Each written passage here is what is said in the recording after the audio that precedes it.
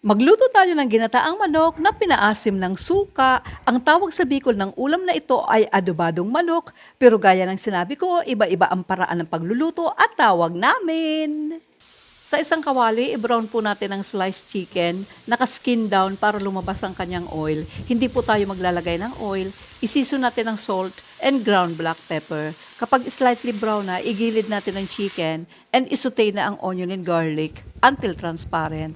Then ibuhos na natin ang fresh gata hanggang mag-boil. Dapat naka-high heat ang apoy. Kapag kumukulo na ang gata, ilagay na natin ang patatas at carrots. Naglagay po ako ng kalahating chicken cube, pero it's optional. Hayaan lang po natin kumulo hanggang lumambot ang patatas and carrots. Mag-final season na tayo ng lasa. Nagdagdag ako ng konting salt and pepper. Kapag nag-reduce na ang sabaw, pwede nang ilagay ang suka. I-adjust nyo na lang ang asim level ninyo.